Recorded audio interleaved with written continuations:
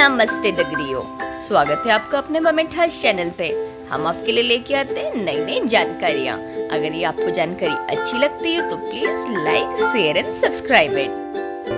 1393827579। दोस्तों, जो मैंने आपको अभी आंकड़ा बताया यह कोई नंबर का आंकड़ा नहीं है, यह आंकड़ा है हमारे देश की जनसंख्या का।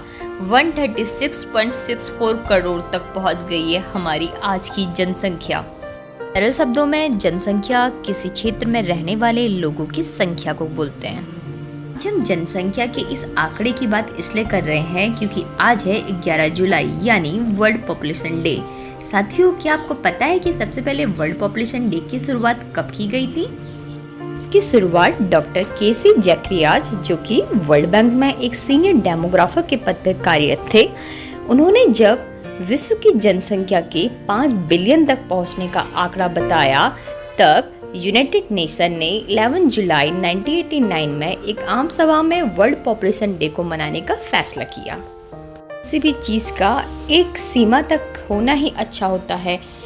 अगर हम पॉपुलेशन की बात करें तो ह्यूमन रिसोर्स के लिए किसी भी देश के लिए ये उपयोगी है, लेकिन अनकंट्रोलेबल पॉपुलेशन परेशानी का सबक बन सकती है, जो कि बन भी रही है। बेरोजगारी, अशिक्षा, भूखमरी, गरीबी सभी आबादी की ही देन है। सबसे निपटने के लिए परिवार नियोजन जैसा समाधान तो है, लेकिन लोगों के जागरूकता की अभाव है। जनसंख्या दिवस मनाने का मुख्य उद्देश्य उन मुद्दे पर प्रकाश डालना है जो कि पृथ्वी पर जनसंख्या में निरंतर वृद्धि के लिए उत्तरदायी है। जनसंख्या दिवस की थीम है अधिकार और विकल्प उत्तर है। चाहे बेबी बूम हो या बस्ट, प्रजनन दर में बदलाव का समाधान सभी लोगों के प्रजनन स्वास्थ्य और अधिकारों को प्राथमिकता देना है। ये आती है कि हम इसे किस तरीके से सेलिब्रेट करें। इस दिन बहुत सारे कार्यक्रम चलाए जाते हैं जिस पे परिवार नियोजन के मुद्दे पे डायरेक्ट बात की जाती है। जेंडर इक्वलिटी, माँ और बच्चे का स्वास्थ्य, जेंडर एजुकेशन, इन सब के बारे पे बहुत सारे कार्यक्रम चलाए जाते हैं जिससे लोगों को इन सभी मुद्दे के प्रति जागरूकता मिले। तो आपको बता दें कि एक रिपोर्ट जो कि संयुक्त राष्ट्र ने द वर्ल्ड पॉपुलेशन प्रोस्पेक्ट 2090 के नाम से छापी थी, उस रिपोर्ट में यह बताया गया है कि 2027 तक चीन को पछाड़कर भारत नंबर 1 पे आ जाएगा।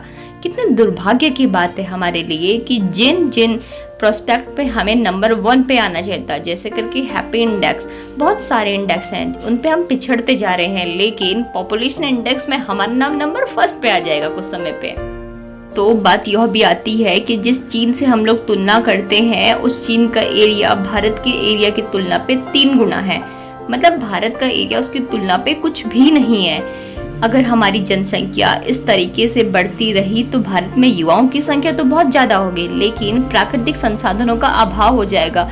इतनी बड़ी आबादी के लिए फूड, घर, मेडिकल सेवाएं, एजुकेशन भारत के लिए चुनौती भरा सफ़र होगा। ये जो स्लोगन है हम दो हमारे दो, वो यूं ही नहीं दिया गया है।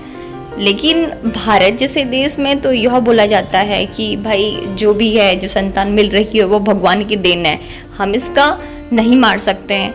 अरे भाई, इस तरीके से ये संतान अगर प्राप्त कर लेंगे, अगर आपके पास संसाधन ही नहीं होंगे तो उन संसाधनों के अभाव में तो वो तो वैसा भी मरेगा, तो क्यों आप पाप के भोगी बनते हैं?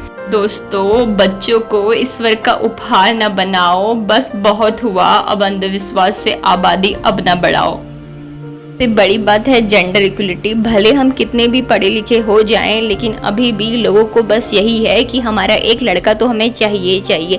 भले लड़कियां कितने ही आगे बढ़ जाएं, लेकिन उनको लड़का तो चाहिए।